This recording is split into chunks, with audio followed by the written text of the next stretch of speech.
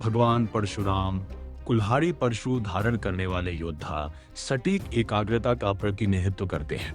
राप्ता का जिलान और ब्योमकेश बख्शी परशुराम के समान है क्योंकि वे परिशुद्धता को दर्शाते हैं। परशुराम एक उग्र योद्धा थे जिन्होंने पूर्ण एकाग्रता के साथ भ्रष्टाचार को जड़ से मिटाने और व्यवस्था को बहाल करने के लिए अपनी कुल्हाड़ी का उपयोग किया था। इसी प्रकार जिलान अपनी मूल प्रवृत्तियों का उपयोग करता है और ब्योमकेश अपने तीक्ष्ण तर्क का उपयोग एक हथियार की तरह करता है। वे किसी समस्या को केवल देखते नहीं हैं, बल्कि वे सटीक सत्य को खोजने के लिए सभी झूठों और विकर्षणों को काट देते हैं।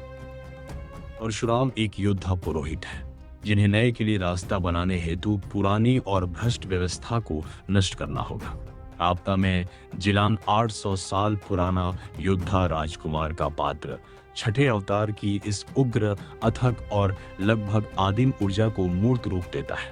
परशुराम की पहचान उनके परशु कुल्हाड़ी से है, जो शिव से प्राप्त एक उपहार है जिसका उपयोग वे दुनिया को अधर्मी राजाओं से मुक्त करने के लिए करते हैं। जिलान तलवारबाजी में निपुण है, लेकिन उसका असली हथियार उसका जुनून है।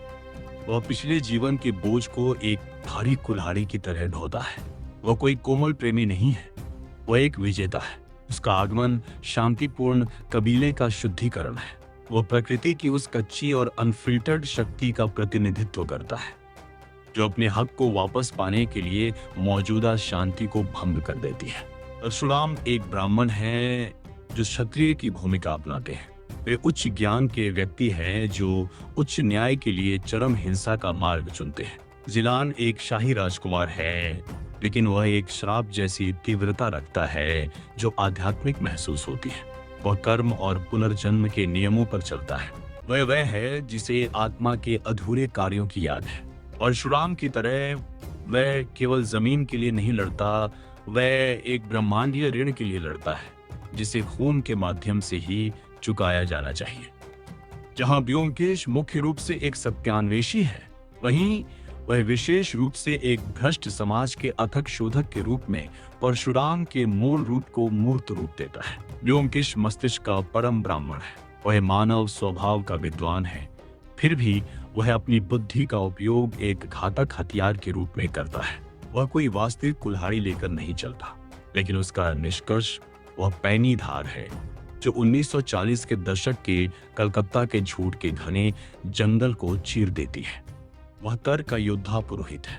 ब्योमकेश सिर्फ एक साधारण चोर को नहीं पकड़ रहा है, वह शहर के कुलीन वर्ग, मादक पदार्थों के व्यापार और सत्ता की वंशमेल ब्लड लाइन से जुड़ी एक विशाल व्यवस्थागत साजिश को छिन्न भिन्न कर रहा है।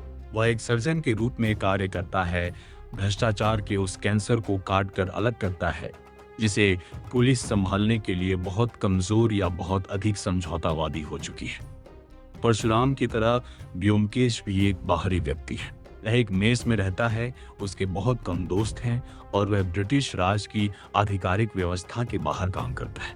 वह प्रकृति की एक ऐसी शक्ति है जो आती है, झूठ का विनाश करती है और पुनः अपनी सत्य की खोज में वापस लौट जाती है।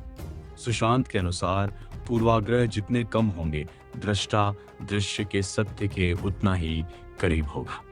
शून्य को खोजने के लिए आपको सबसे पहले उन सभी चीजों को घटाना होगा जो असत्य है। सत्य कोई जोड़ नहीं है, ये एक शेषफल है। अनुशासन की कुल्हाड़ी संसार को चोट पहुंचाने के लिए नहीं है, बल्कि अपने स्वयं के अहंकार के शोर को तब तक काटने के लिए है जब तक कि केवल संकेत शेष न रह जाए।